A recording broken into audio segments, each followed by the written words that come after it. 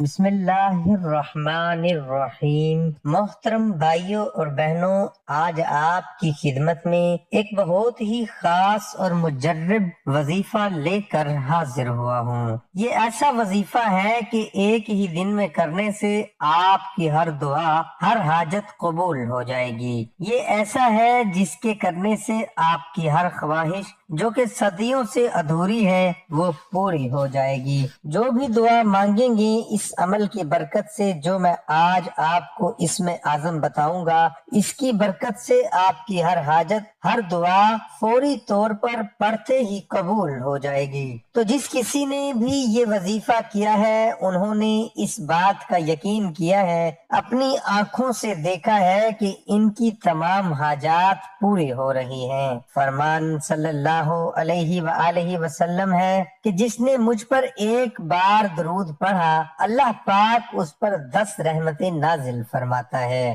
تو آج ہم آپ کو اپنی ویڈیو بتائیں گے، وظیفہ بتائیں گے جو کہ بہت خاص ہے، تاکہ آپ لوگ اسے سن سکیں، سمجھ سکیں اور سمجھ کر اسے دوسروں تک بھی پہنچا سکیں۔ تو ہم لوگ باقی اپنوں کو بھی بتاتے ہیں، اپنے ملنے جلنے والوں کو، کہ فلاں ڈاکٹر کے پاس جائیں، اس کا علاج بہت اچھا ہے، اس کی دوائی بہت اچھی ہے، وہ بہت اچھا علاج کرتا ہے یا بہت اچھے مشورے دیتا ہے۔ تو سب لوگ اس کے پاس بھاگے دوڑے چلے جاتے ہیں۔ تو اب اگر وہ سب صحت یاب ہو جاتے ہیں تو اس کا دار و مدار سب آپ پر ہوتا ہے کہ آپ کی وجہ سے دوسرے لوگوں کو بھی صحت ملی۔ لیکن اگر اس کے برعکس آپ لوگ ایسا کریں کہ خود تو صحت یاب ہو گئے، اس اچھے حکیم، اس سچے ڈاکٹر کا پتہ آپ کسی کو بھی نہیں دیتے ہیں، تو آپ لوگوں کو اس کا کوئی فائدہ نہیں ہوتا۔ تو دوسروں کے ساتھ بھی اگر نیکی کی جائے تو وہ نیکی ہمارے لیے بہت زیادہ ثواب کا باعث ہوتی ہے۔ اسی طرح سے اگر کوئی میں آپ کو روحانی وظیفہ بتاتا ہوں اور اس روحانی وظیفے کی برکت سے آپ کی زندگی بدلی ہے، آپ کو کچھ حاصل ہوا ہے، تو آپ لوگ اپنے دوسرے بھائیوں کو بھی وہ وظیفہ شیئر کیا کریں، تاکہ اس سے ان کو بھی فائدہ پہنچ سکے۔ ہو سکتا ہے آپ کو اس وظیفے سے فائدہ نہ پہنچے، لیکن جو آپ کے بہن بھائی جس خاص مشکل میں ہے، پریشانی میں ہے، کوئی خاص بیماری ہے، جسم کے کسی عارضے میں لاحق ہے، کسی بیماری کا مسئلہ ہے، کچھ بھی ہے، تو وہ یہ وظیفہ کریں۔ اس وظیفے کی یہ ہوگی کہ اس کو اس سے فائدہ ہوگا، اور جیسے ہی ان کو فائدہ ہوگا وہ خوشحال ہوں گے، تو آپ کو بھی اس کا ثواب عطا کیا جائے گا۔ تو میں اپنے وظیفے کی طرف آؤں گا، اس سے پہلے میں ایک چھوٹی سی معاشرے میں جو ہماری بیماری ہے اس کے بارے میں بتاتا چلوں، تاکہ آپ لوگوں کو کچھ علم دین بھی حاصل ہو۔ علم دین حاصل جب ہم کرتے ہیں تو ہمارے پاس اتنا وقت نہیں ہوتا۔ ہمیں نبی پاک علیہ الصلاۃ والسلام پر درود پڑھنے کی فضیلت تو پتہ ہے، لیکن ہم نے اپنی زبان سے کبھی بھی ادا نہیں کیا، ہم نے کبھی بھی درود نہیں پڑھا۔ اور اس کے علاوہ ایک چھوٹا سا میں آپ کو وظیفہ بتاؤں گا کہ جو اس معاشرے کی برائی ہے، جیسے غیبت کا نام دیا گیا، اس غیبت سے چھٹکارے کا ایک وظیفہ بتاتا ہوں۔ حضرت علامہ مجددین فیروز آبادی رحمت اللہ علیہ سے منقول ہے کہ جب کسی مجلس میں یعنی لوگوں میں بیٹھو اور کہو بسم اللہ الرحمن الرحیم وصلی اللہ علی محمد، تو اللہ پاک تم پر ایک فرشتہ مقرر فرما دے گا جو تم کو غیبت سے باز رکھے گا۔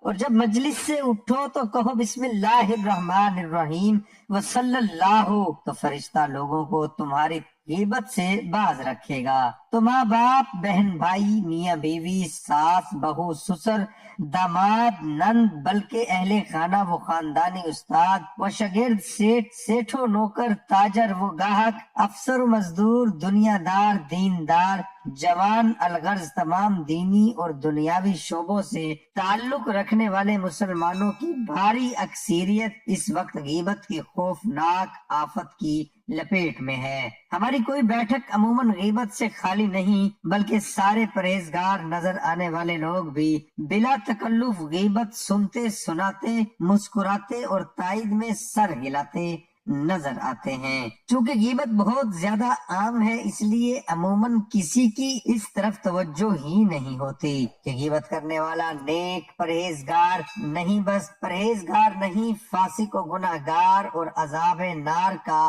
حقدار ہے۔ قرآن و حدیث اور اقوال بزرگان دین سے منتخب کردہ غیبت کی 20 تباہ کاریوں پر سرسری نظر ڈالنی ضرور چاہیے کہ یہ کیا ہے۔ کہ غیبت ایمان کو کاٹ کر رکھ دیتی ہے، غیبت برے خاتمے کا سبب ہے، بکثرت غیبت کرنے والے کی دعا قبول نہیں ہوتی، غیبت سے نماز روزے کی نورانیت چلی جاتی ہے، غیبت سے نیکیاں برباد ہو جاتی ہیں، غیبت نیکیوں کو جلا دیتی ہے، غیبت کرنے والا توبہ کر بھی لے تب بھی سب سے آخر میں جنت میں داخل ہوگا۔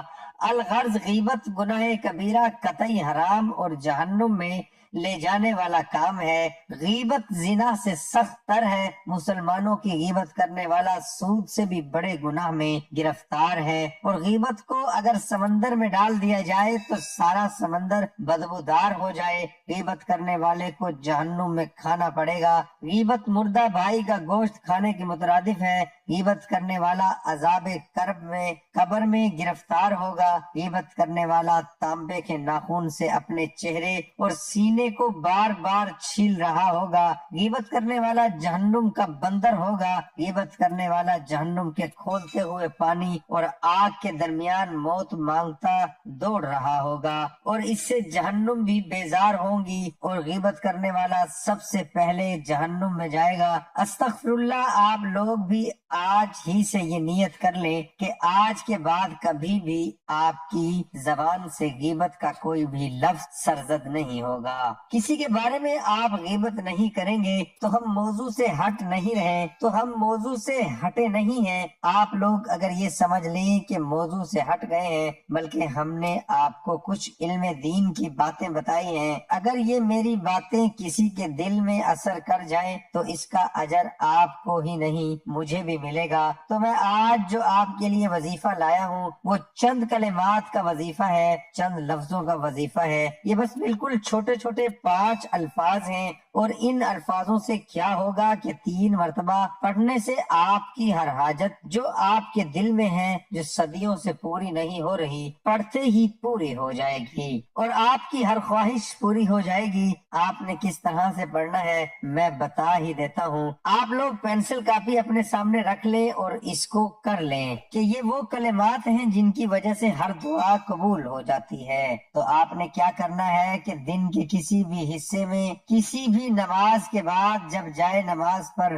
بیٹھیں تو جائے نماز پر بیٹھ کر آپ نے ان کلمات کو صرف 3 مرتبہ پڑھنا ہے، اور ان کلمات کے وسیلے سے دعا مانگنی ہے۔ سب سے پہلے آپ نے پڑھنا ہے یا اللہ، یا ہادی، یا نور، یا کریم، یا حفیظ، وصلی اللہ علی نبی الکریم۔ پھر سن لیجئے، یا اللہ، یا ہادی، یا نور، یا کریم، یا حفیظ، وصلی اللہ علی نبی الکریم۔ یہ آپ نے ان سارے کلمات کو 3 مرتبہ صرف دہرانا ہے، اور اللہ تبارک و تعالیٰ کی بارگاہ میں اسی طرح سے دعا مانگنی ہے کہ یا باری تعالیٰ، یہ جو میں نے آپ کے نام پڑھے ہیں، ان ناموں کی برکت سے میری فلاں حاجت پوری فرما دے، میرا فلاں کام پورا کر دے، ان کاموں ان لفظوں کی برکت سے میری فلاں حاجت پوری کر دے۔ تو آپ دیکھیں گے کہ چند ہی روز میں آپ کی وہ حاجت، وہ دعا جس کو آپ مانگیں گے وہ پوری ہو جائے گی۔ اگر ایک دفعہ پوری نہیں ہوئی تو اگلے دن بھی آپ یہ عمل کر سکتے ہیں، انشاءاللہ تعالی ایک ہی دن کے عمل سے آپ کی ہر حاجت، ہر مراد، ہر دعا پوری ہو جائے گی۔ دعا ہے کہ اللہ تعالی میرا سنانا، آپ کا سننا اپنی بارگاہ الہی میں قبول اور منظور فرمائے، آمین ثم آمین۔